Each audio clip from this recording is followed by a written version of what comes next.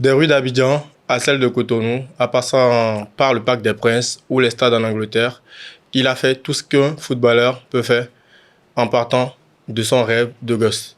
Aujourd'hui, on accueille une légende, Stéphane Cesséon. Comment tu vas? Tu vas bien? Je vais bien et toi? Ça va, merci, ça va. Si on doit prendre un mot pour décrire ta carrière, juste un seul mot. Que du bonheur. Et ce bonheur-là, on peut dire qu'aujourd'hui, ça te manque parce que tu es retraité, nouveau retraité. C'est clair que le boss, ça manque beaucoup parce que quand on a l'habitude, quand on a fait toute une chose toute sa vie, je pense que quand on s'arrête, en plus le football, je pense que s'arrêter comme ça, même quand on s'arrête, voilà. On sent qu'on a toujours envie, donc ça manque énormément. 20 ans de carrière, c'est comme si tu n'as pas fait autre chose que le foot dans ta vie, quoi. Heureusement que j'ai fait que du foot. Non, c'est clair que j'ai fait que du foot parce que c'est ce que je savais faire, hein, faut le dire clairement. Donc, c'est fini vite, on va dire pour moi. Mais moi, j'ai une question. Ton talent, tout le monde le voyait. Mais c'est qui la première personne qui t'a dit, ah Stéphane, je te vois jouer, je pense que tu peux faire une grande carrière. C'était qui la personne? Oh là là. Ton père ou c'était qui? Non, mon père, il n'y avait pas que le foot, hein. Mon père, lui, c'était un professeur, il ne voulait pas que je fasse du foot, ça c'était déjà mort. Mais si j'ai bonne mémoire, hein, je pense que j'ai discuté avec ma mère, elle m'a dit, je crois qu'il n'y a personne qui m'a dit que je pouvais faire du foot, hein. Elle m'a dit c'est que j'ai commencé le foot avec, tu vois, j'ai commencé à marcher grâce à un ballon de foot, donc je pense que c'est parti de là. Naturellement, quoi. Ça n'a pas été forcé. Non, elle m'a dit, j'ai commencé à marcher parce que j'avais un ballon de foot devant moi, je me suis levé parce qu'il y avait le ballon de foot qui est parti, donc j'ai fait mes 4 pattes et je suis allé récupérer le ballon, après je me suis levé. Donc je lui ai dit, c'est parti à partir de là. Après, je pense que au fur et à mesure, il y avait des personnes qui m'ont peut-être dit ça, mais bon, je vais juste retenir la partie de ce que ma mère m'a dit. Le maillot jaune que vous portez, vous l'avez porté dans de vraies situations, pas dans un canapé. Et aujourd'hui, à quel moment vous avez su que les supporters béninois vous aimaient vraiment? C'était sur quel match tu t'es dit, ah, tiens, ces gens-là, ils m'aiment vraiment, hein. Oh, avec l'équipe nationale, hein? Oui, exactement. Non, je n'ai pas bonne mémoire de ça, mais j'ai toujours ressenti ça. Enfin, depuis ma première sélection, je dirais. En 2004? Bien avant 2004. Je crois que quand j'étais pressenti à venir à l'équipe nationale, je sentais, avant même d'intégrer l'équipe nationale, je savais qu'il y avait des supporters qui voulaient que j'intègre l'équipe nationale. Et c'est vu effectivement quand j'ai commencé à intégrer l'équipe nationale, j'ai senti que là, les supporters ils étaient là pour moi. Donc, ouais, j'ai senti ça dès le début. Je vais te rappeler, pardon, un petit fait. Il y a eu un match contre le Cameroun au stade de l'Amitié, Cotonou. Ouais. Et tu affrontais le légendaire Rigo Besson. Il y a une action dont il faut que tu nous parles là, parce que moi, ça fait 20 ans que j'en rêve. Dis-moi, cette action-là, c'était quoi? Il y a eu un passement de jambes où tu devais passer et puis c'était Rigo Besson en face quand même. C'est sûr, mais déjà d'affronter, de jouer déjà contre du Cameroun avec à l'époque les Rigo Besson, Samuel Eto'o, tout ça, c'était la grosse équipe du Cameroun à l'époque. Donc déjà jouer contre Rigo Besson, c'est déjà un plaisir. Donc il faut montrer quand même qu'on est capable de faire quelque chose. En plus ça se fait au pays, ça se fait chez nous, tu vois, devant le public, il y avait une belle ambiance, il y avait cette équipe du Cameroun en face, donc il faut se lâcher, quoi. Donc après, naturellement, on essaie de toujours apporter quelque chose, de faire quelque chose. Voilà, faire un petit coup. Quand tu arrives en France à Créteil, en deuxième division, qu'est-ce que tu te dis? Je pars de la terre battue. Parce qu'on rappelle qu'à l'époque, vous entraînez les requins sur la terre battue au stade de l'Amitié. Ça, beaucoup ne savaient pas. Et quand tu arrives à Créteil, tu te dis, bon, aujourd'hui, j'ai réussi, quoi.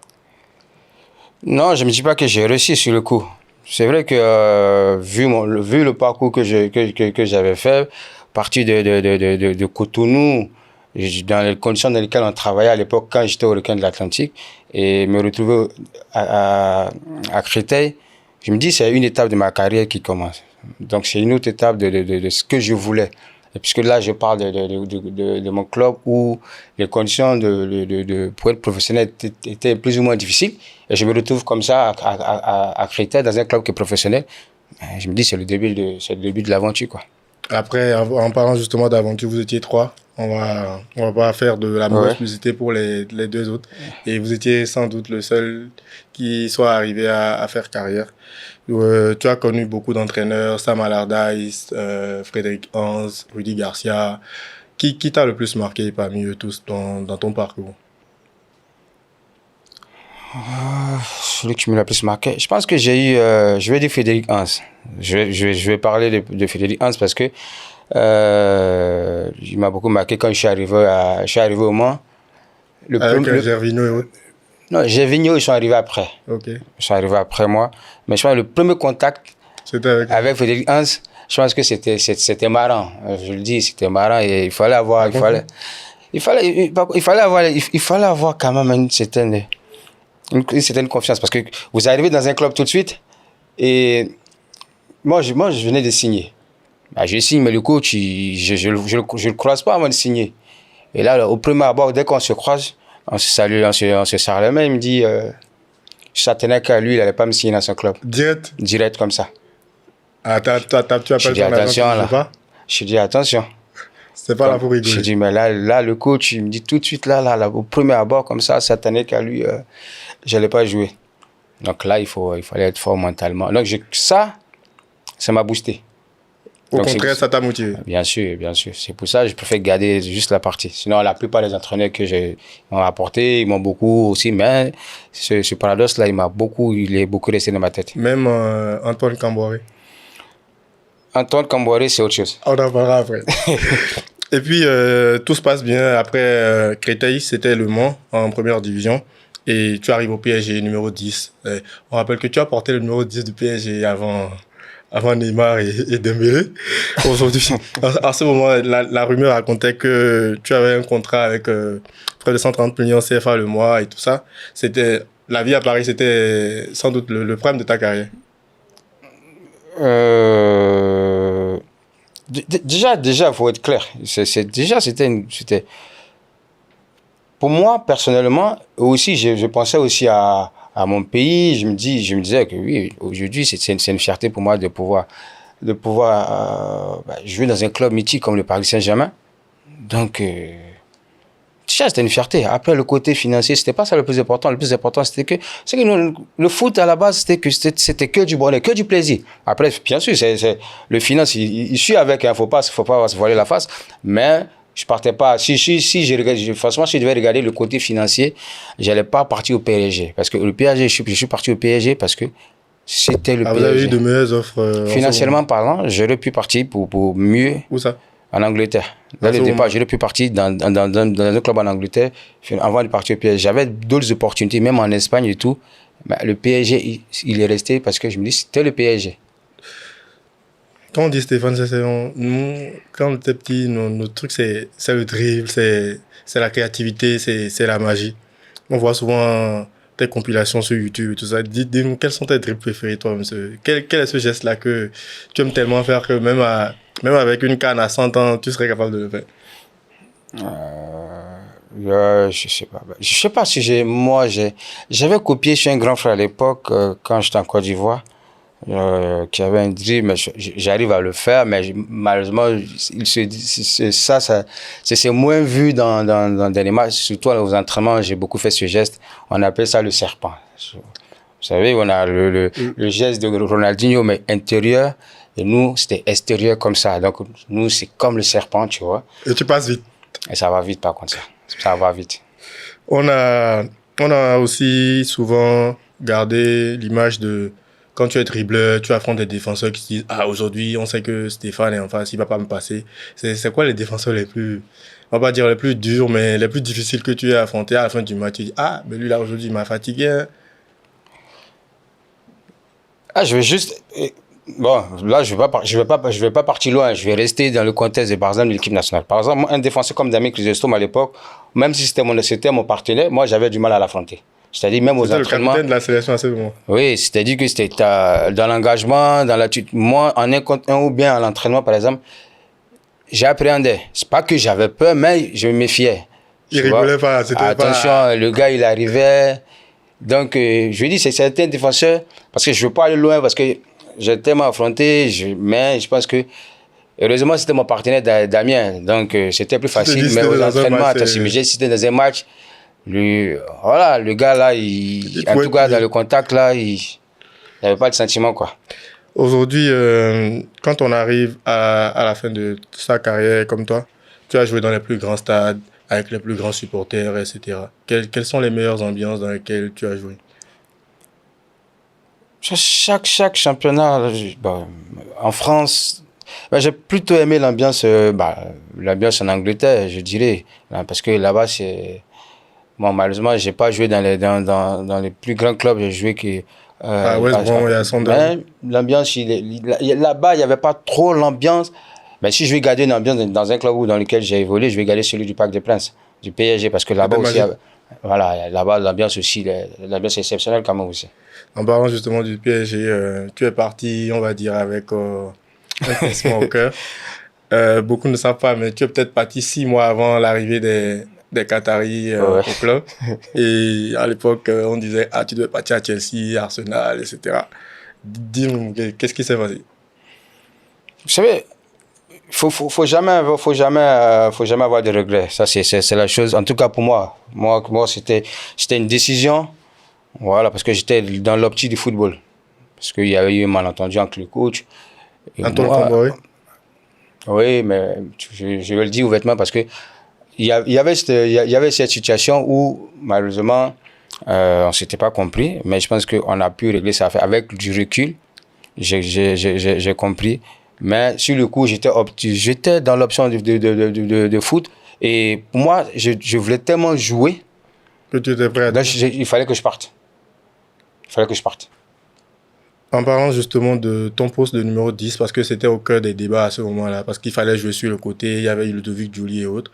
Aujourd'hui, on voit que c'est en voie de disparition en quelque sorte. Les coachs accordent de moins en moins de place à la créativité. Comment est-ce que toi tu vois ça, puisque tu étais le terrain offensif? C'est vrai, je vais dire ça, mais je sais pas si le profil des joueurs numéro 10 de l'époque est moins visible que maintenant. Mais je pense qu'aujourd'hui, on est plus dans beaucoup d'aspects tactiques, en fait. Donc, c'est ce qui ralentit un peu les choses. Je pense que, on faisait du tactique, mais, de la tactique, pardon, mais c'était plus, on avait plus, on nous donnait plus de temps. Voilà, on nous laissait le temps de s'exprimer, voilà, de jouer vraiment sur nos qualités. Donc, je pense qu'il n'y avait pas trop de consignes. Maintenant, effectivement, c'est normal, c'est l'évolution du football. Il y a plus de consignes par rapport à l'époque. Donc, je pense que c'est ce qui fait la différence. Aujourd'hui, sur cette question-là, tu vas devoir te mouiller. Si tu dois citer 5 joueurs avec lesquels, quand tu arrives à l'entraînement, tu te dis, ah ouais, mais lui là, vraiment, franchement, il est fort. Tu dois citer 5 joueurs que tu as croisés dans ta carrière, en équipe nationale comme en club. En équipe nationale comme en club. Ouais, mais franchement, le gars là, il était fort.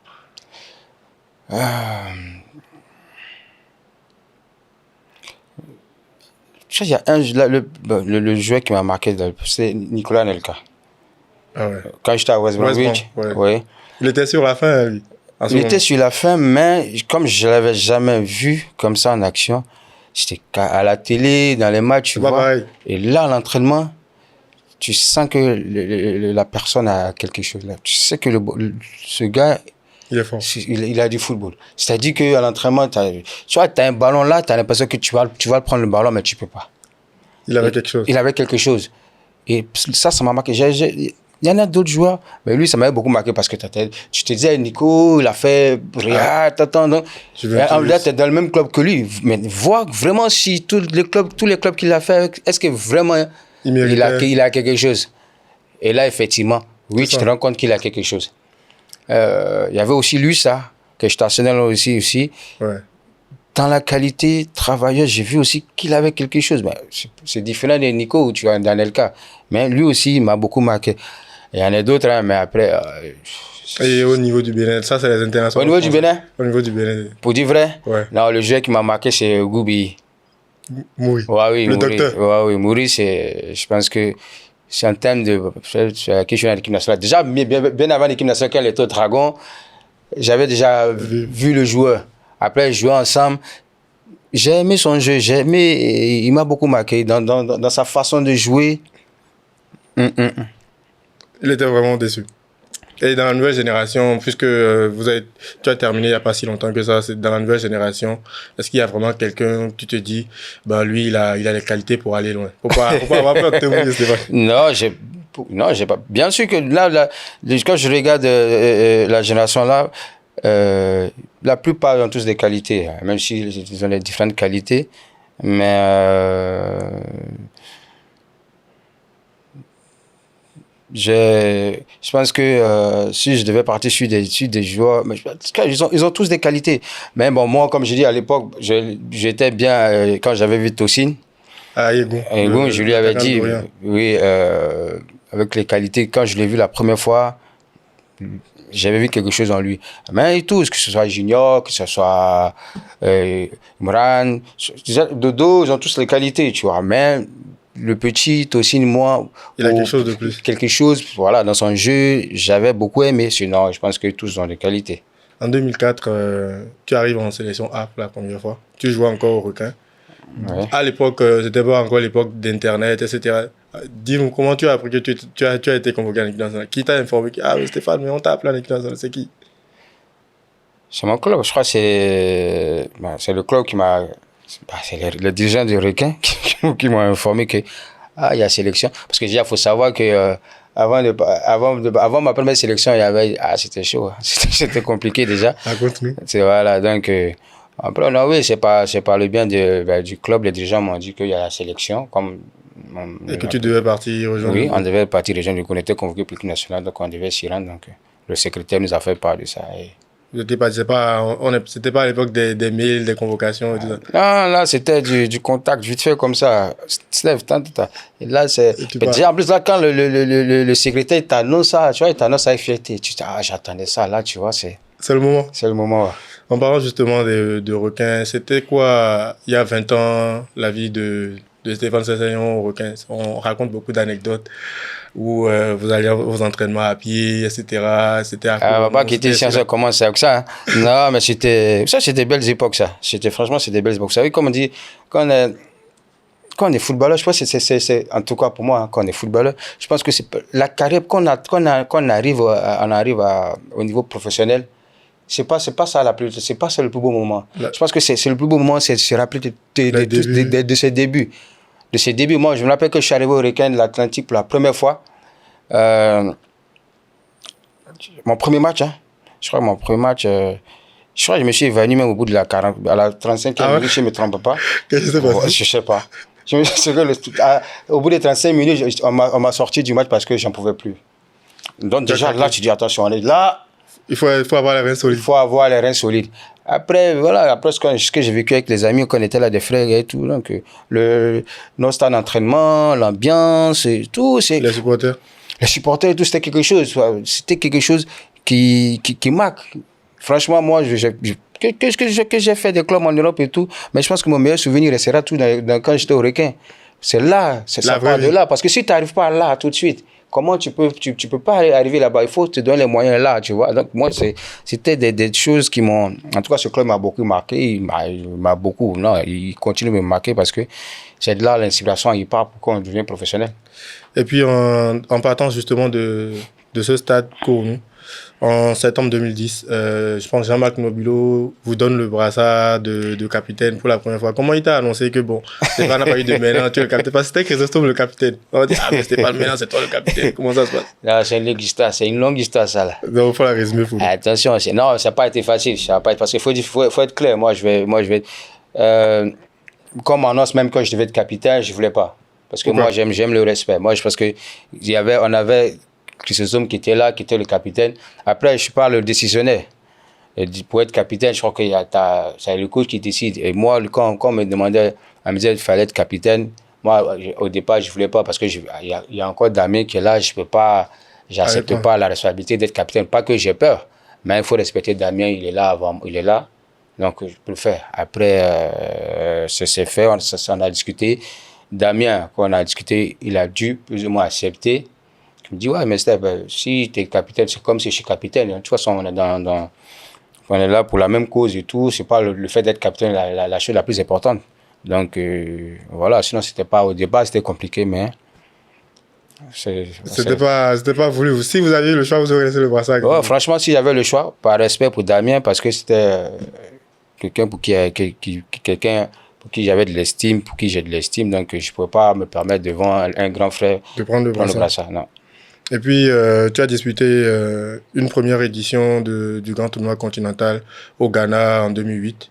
Je pense que vous affrontez même la Côte d'Ivoire dans ce tournoi-là. Et juste après, je pense juste après, tu repars au Mans avec Khaled Adeno, etc. C'était comment à cette époque? Parce que c'était pas facile apparemment. Mais ça c'est la première chose qu'on veut quand on vient à l'équipe nationale. Pouvoir disputer ces jeunes C'était ton premier grand tournoi, je pense. C'était mon premier grand tournoi. Et malheureusement, ça avait mal débuté. Parce que je crois que j'ai même pas joué le premier match parce que j'étais un peu le coach et moi, on s'était pas entendu. Donc il y a eu beaucoup d'épisodes sur ce tournoi-là. Sur ce tournoi, il y a eu beaucoup d'épisodes et tout.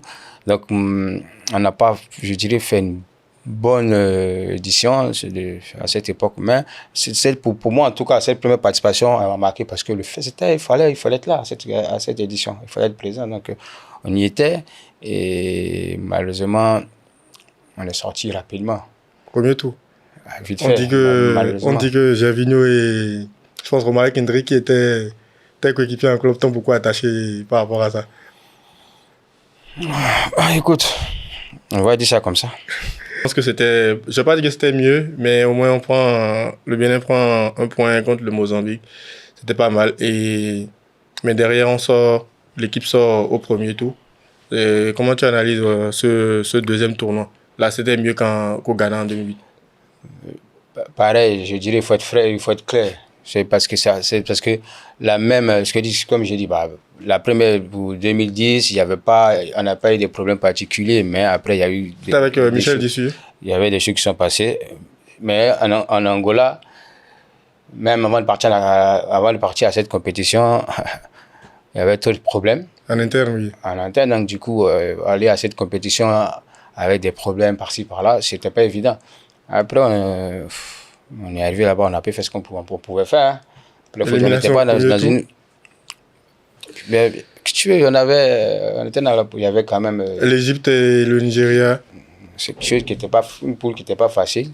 Pas du tout. Voilà, malheureusement encore. Mais on va dire qu'on a pris un point, mais bon, moi, je ne me suis pas satisfait du fait qu'on ait pris un point, parce qu'on aurait pu prendre plus que ça. Quand tu sors d'un tournoi comme ça, comme tu dis, et puis vous n'avez pris qu'un point, comment vous vous sentez vis-à-vis des supporters, vous les joueurs? Tristesse absolue. Tristesse parce que toi, tu fais un métier, tu joues, mais tu sais pas, en contrepartie, il faut que tu penses aux gens à qui tu dois apporter du bonheur à travers ce que tu fais. Donc, savoir que ces supporters qui se déplacent, qui viennent comme ça, qui viennent dans l'intention de faire un mois, qui repartent au bout de 15 jours. C'est décevant. C'est décevant. Et puis, il y a eu Égypte 2019. Malheureusement, tu manques le premier match parce que tu étais suspendu. Et, le Bénin arriva à atteindre les quarts de finale. C'était mieux. On va dire ça comme ça. Parce que on a eu toute chose part à partir du commencement, je dirais. Parce qu'il faut dire, pour cette édition, on n'a pas eu il n'y a pas eu de problème au départ. Donc, il faut savoir que tout a été calé. On a pu avoir une préparation. Au Maroc avant donc, on avait plus ou moins tous les atouts de notre côté. Avec l'ambiance qu'il avait et tout ce qui a été mis à notre disposition, on ne pouvait que faire une meilleure compétition. Il y a un match qui a marqué tous les Béninois sur ce tournoi-là. C'est le match contre le Maroc. Je pense que tu as été désigné homme du match sur ce 8e de finale. Et ça s'est terminé au tir au but. Mais tu n'as pas tiré. Non. Les autres joueurs ont raconté après que c'était toi le 5e tireur. Pourquoi avoir choisi d'être 5e tireur? Tu veux savoir? Ouais, dis-moi. Non, mais j'aurais pu être le premier, mais je pense que... C'est Olivier qui tient en premier, je pense. Olivier? Ouais, je crois Ouais, je pense que c'est Olivier. Olivier, Oui, parce que j'aurais pu tirer en premier, mais on s'est dit que bon, je pars en dernière position, cinquième tireur. Parce que qui veut partir en premier? Voilà, peut-être moi. Donc, moi, en tant que capitaine, je ne voulais pas leur dire, bon, je vais partir. Parce que si quelqu'un dit tout de suite, ouais, je vais partir en premier, c'est qu'il a confiance en lui. Donc, OK. Celui qui dit veut partir premier, qui parte. Mais moi, s'il y a un premier, bon, moi, en tant que capitaine, je reste le cinquième tireur. mais tu n'as pas eu besoin de tirer. T'as vu, hein? J'ai bien fait de partir en cinquième position. Hein. Qui aurait dit que si je partais en première Premier position, tireur, oui. c'est pas moi qui allais tuer le pays. Sur ce match, vous, les joueurs, vous étiez en Égypte. Ceux qui étaient au Bénin ont sans doute vécu l'une des plus belles journées ou soirées de leur vie. Est-ce que vous avez ressenti ça entre vous, les joueurs, à ce moment-là? Toi, en tant que capitaine, en ce moment. Même pendant le match. En tout cas, franchement, ce match-là, je ne sais pas comment je vais te l'expliquer, mais c'était quelque chose Je te rappelle le scénario que Khaled avait eu un carton rouge. Khaled avait eu un carton rouge pendant la mais prolongation. tout ça, c'était... Je me rappelle de tout. C'est moi-même qui j'ai provoqué le penalty contre mon pays. Mais vous savez ce qui se passe dans la tête quand tu prends un penalty comme ça, là, il reste combien de... J'ai dit, attention, Steph. Donc, après, tu vois c'est là tu vois que tu n'es pas seul. C'est là tu vois que, attention. Mais là, quand tu entends les supporters commencent à chanter, tu te dis, attention, là, il y a... Tu te dis, attention, voilà, c'est spécial, il y a quelque chose qui est là. C'est-à-dire que même les supporters qui sont là, ils sont même pas... C'est-à-dire que tu sens qu'il y a quelque chose qui vient de loin depuis le pays, qui passe par les supporters, qui doit venir nous atteindre pour aller au bout de ce qu'on est en train de faire. Exactement. Donc, franchement, c'était un match où on était dans toutes les émotions, je veux dire. Dans toutes les émotions, on avait pu... Donc, on a ressenti ça, comme je dis, sur le terrain et même dans les tribunes, ça fait que... Moi, j'étais dans les tribunes pour ce match-là. Et je me rappelle que quand l'arbitre donne le carton rouge à Khaled, on va pas dire que c'était une injustice, mais c'était mal vécu. Et tous les supporters béninois qui étaient dans les tribunes, ils ont instinctivement, tout le monde a commencé à chanter l'hymne national. Même les journalistes, tout le monde a commencé à chanter l'hymne national. C'est là que tu te dis, mais en tant que joueur, moi je me dis en ce moment, vous en tant que joueur sur le terrain, soit vous ne l'entendez pas ou vous le sentez. Écoute, moi, je te dis clairement, sur ce match-là, même quand Khaled il prend le carton rouge, je sais pas, mais moi, dans ma tête, moi, j'ai dit au gars, ce match, on va le gagner. Même en étant parce que quand il prend le carton rouge, déjà même quand quand il y a le penalty, déjà qu'il y a le penalty, je vais dire à l'arbitre, et je lui dis clairement, pour moi, je dis, monsieur l'arbitre, je vous jure qu'il va louper le penalty. Je dis, je vous jure, il va louper. Et Moto? Je dis, attention, là, il y a quelque chose qui se passe. Après, quand il prend le carton rouge, j'ai dit, les gars, ce match, on va le gagner. C'est fini, on va le gagner. Et c'est ce qui s'est passé? Et c'est ce qui s'est passé. Est-ce que ça fait partie du top 3 de vos moments avec le maillot du Bénin? Oui, je lui ai dit. Effectivement, ça fait partie du top 3. Et les deux autres? Ma première sélection, c'était mon match officiel au Cameroun. Ça m'a marqué parce que c'est la première sélection, tu vois, je compte le Cameroun au Cameroun.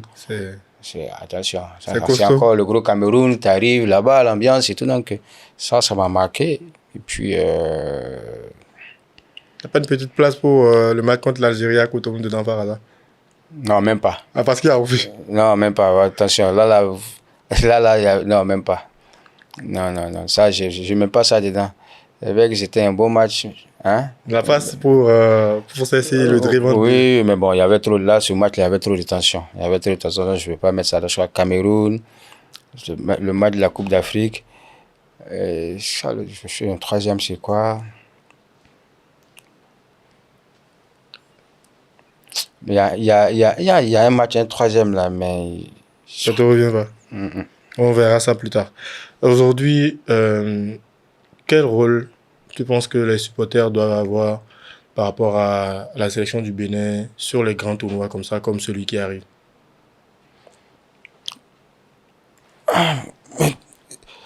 Le même rôle que d'habitude, mais je pense qu'aujourd'hui, par rapport aux années précédentes, je dirais, hein, je pense qu'aujourd'hui, là, on voit une meilleure organisation voilà, autour des supporters. Je pense que c'est aussi fait au fait que peut-être nos dirigeants peut-être mettent plus de moyens, apportent plus peut-être aussi quelque chose de particulier aussi aux supporters. Donc moi, en tout cas, tous les déplacements des matchs que j'ai pu, même avant que je prenne ma retraite, sur la fin de ce que j'ai pu voir et étant en tant que joueur, on sentait que ça avait changé. Les supporters, ils n'ont pas changé. Hein. Ils ont été toujours motivateurs, ils ont été toujours le rouleau compresseur de l'équipe nationale, ils ont toujours été là. Mais maintenant, je pense qu'ils ont plus... Il y a plus de confiance encore chez les supporters, parce que même dernièrement, je suis parti sur les matchs en Côte d'Ivoire. Là, vous étiez présent? On sent que ces temps-ci, avant, on avait fait des matchs à l'époque où, même à l'Estélou, il n'y avait pas de supporters. Il n'y avait personne. Il n'y avait personne. Il n'y avait même pas un drapeau béninois. Voilà. Maintenant, on sent que même si l'équipe nationale va jouer un peu loin, il y a quand même une organisation pour ramener des supporters. Et ça, je pense que ça, c'est à saluer. Et je pense que même les joueurs se rendent compte. Hein. Toi, Stéphane, dis-moi la vérité. Quelle est la plus grande preuve d'amour que tu as reçue de la part d'un supporter du Bénin? Tu t'es dit, waouh, ça vraiment, je ne m'y attendais pas. Tout le temps. Mais j'ai pas. C'est-à-dire que, tu sais, le fait déjà de venir en tant que joueur, quand j'arrive déjà et je vois, je le ressens. Tu n'as pas besoin qu'on te le dise ou bien qu'on vienne te le signifier. Tu le ressens. Parce que si tu n'es pas aimé par les supporters, tu vas le savoir. Et moi, je savais effectivement que j'avais quelque chose de particulier les supporters déjà. C'est-à-dire, comme je dis, avant même d'intégrer l'équipe nationale, quand je jouais au Requin de l'Atlantique, même si nos supporters, il n'y a pas que les supporters et les Requins dedans, mais je savais que même quand je venais jouer avec les Requins, les supporters qui étaient là, que ça peut être même les supporters peut-être des Dragons, je dirais, mais je sentais que j'avais déjà l'amour par même les supporters des Dragons, les Requins. Donc, ça s'est ressenti après quand j'allais en équipe nationale. Donc, j'ai toujours ressenti le fait que les supporters, ils avaient de l'amour pour moi. Ça, je le ressentais déjà. Dis-moi la vérité. Quel est l'endroit le plus inattendu où quelqu'un t'a reconnu et dit, ah, mais tiens, lui, c'est Stéphane Sesséon, c'est le capitaine du Bénin, ou c'est le joueur du PSG, c'était où? L'endroit le plus inattendu. Oh, je suis vraiment loin. Hein. Vas-y. Tu as on a tout le temps. Ah, je vois pas. Moi, je vais te raconter une anecdote. Dis-moi, je vais même aussi la voir. Une fois, en ce moment, je pense que tu jouais en Turquie et je devais prendre un vol à Istanbul. Donc, j'étais avec des passagers qui attendaient et j'avais porté le maillot d'un joueur béninois. Donc, je ne savais plus qui, mais ce n'était pas ton maillot. Donc, quand le gars voit le maillot, il voulait me taquiner. C'était un fan de foot, tu connais la ferveur des trucs. Donc, il a reconnu le maillot de foot. Il a dit, ah, mais lui, c'est un joueur béninois. Il a dit, je ne connais pas. Mais j'ai dit, bon, ok, tu connais Stéphane Sesséon. Dès que j'ai dit Stéphane Sesséon, il me dit, ah, Gensevi, j'ai dit, ah, ben oui. Prochainement, je sais ce que je vais faire. Je porte le maillot de Stéphane et je me balade avec. Parce que je me dis aussi, aujourd'hui, quand tu arrives à la fin de ta carrière comme ça, selon toi-même, quel est l'héritage que tu penses que tu peux, ou bien que tu peux transmettre à un jeune Béninois qui aujourd'hui qui va dire, bon, ok, je démarre ma carrière de footballeur au Bénin. Qu'est-ce que tu peux lui dire? Qu'est-ce que je peux lui dire? C'est de... Ce qui est bien déjà, parce qu'aujourd'hui, on sent qu'aujourd'hui, on essaie de mieux structurer, les jeunes à partir de qui veulent faire une carrière. Voilà, qui veulent faire carrière. À l'époque, c'était pas évident. C'était la formation à la rue. Même si ça existe encore, hein. Mais je pense qu'aujourd'hui, les jeunes ont la chance d'avoir, on a plus de centres de formation, l'entourage est différent. L'entourage est différent. C'est déjà une bonne chose. Donc, ceux qui veulent faire du foot, c'est se donner les moyens, donc, pour pouvoir le faire. C'est-à-dire que ça passe par la formation. Par la formation. Donc, je pense qu'il y a, et voilà, si tu veux faire du foot, tu passes par la formation et puis, suivre le processus le processus que tu dois suivre normalement, voilà, la formation et tout. Après, avoir un bon agent et tout. Non, pas forcément un bon agent. Déjà, il faut aimer. Dans toute chose qu'on doit faire, il faut aimer. Si tu veux faire du foot, il faut aimer déjà le foot.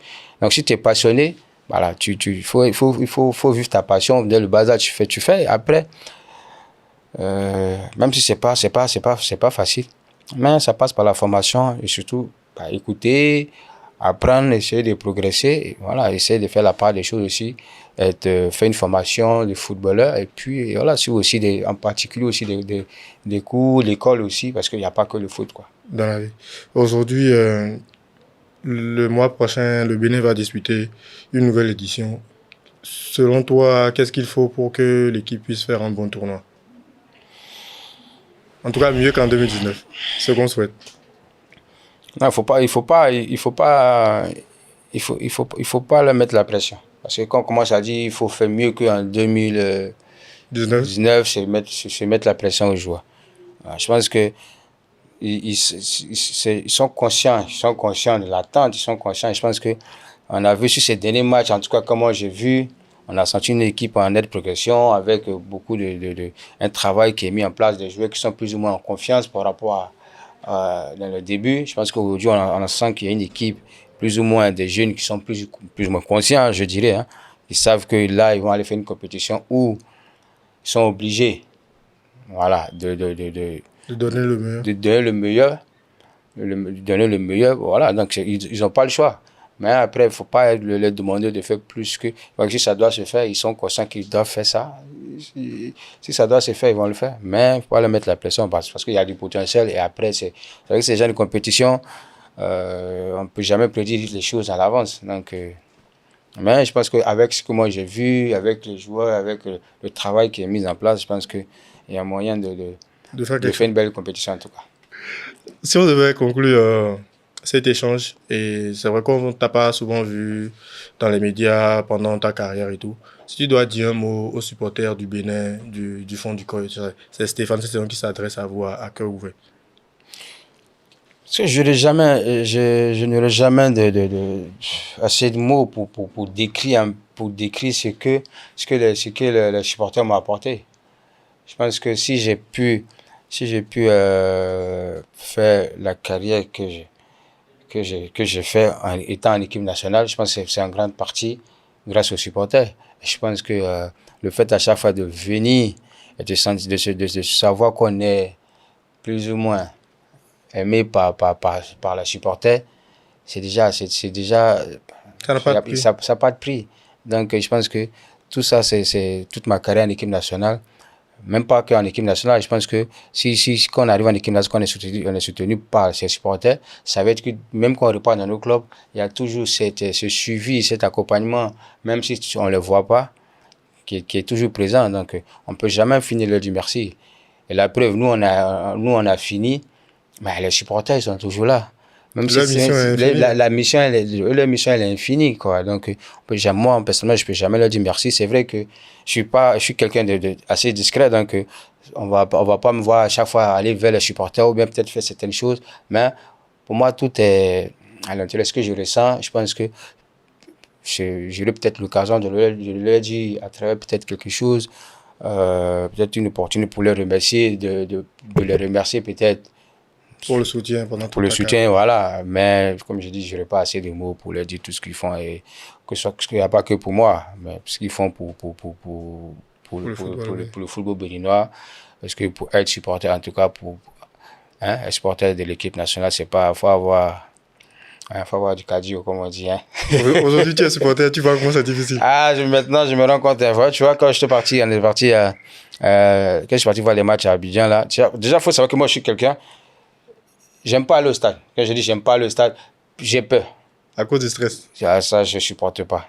Je supporte pas, mais j'ai travaillé un peu. Donc, je peux quand même, voilà, j'affronte maintenant la peur d'aller au stade parce que je me dis, quand je jouais, je faisais aussi du mal à certaines personnes. Donc moi-même, comme je suis dans les tribunes maintenant, c'est compliqué. Donc, maintenant, ça veut dire que quand j'étais encore joueur comme ça, en tant que supporter, heureusement, c'était des matchs où il y a eu victoire. Donc, sinon, là, s'il n'y avait pas de victoire, là, il n'y a pas de palu. Moi, je descends dans le verset. Je crois que je vais me titiller avec 2-3 joueurs, vite fait, quoi, tu vois. Voilà. Non, c'est pas facile. On va te remercier pour cette franchise, cette honnêteté sur cette édition spéciale foot de la Béninoise. On espère te revoir. Pas forcément sur le terrain, on te reverra plus. Et merci pour ces mots à l'endroit des supporters, Stéphane. Et c'est une édition spéciale foot de la Béninoise. Et nous, on a décidé de te rendre hommage à travers un cadeau un peu spécial que tu pourras quand même immortaliser. Parce que chaque Béninois qui connaît vraiment le football a forcément une part de Stéphane Sessayon en lui. Et la Béninoise aurait voulu que tu repartes comme avec quelque chose qui immortalise ce moment. Cet honneur que tu nous as fait aujourd'hui. Donc, je sors ça comme un magicien. Voilà. Pardon. Merci. Hein. Ça fait... C'est vrai que c'est pas le 17, mais... Franchement, j'aurais préféré que ce soit le 17, mais voilà, ça passe. C'est le 12 des supporters. Comme c'est le 12e homme là, ça va, je valide alors. Non, mais merci, ça fait plaisir, ça va rentrer dans ma collection. Et il n'y a pas que ça, on a également un maillot spécial qu'on a conçu pour les supporters avec le numéro 12. Le ballon aussi. Voilà.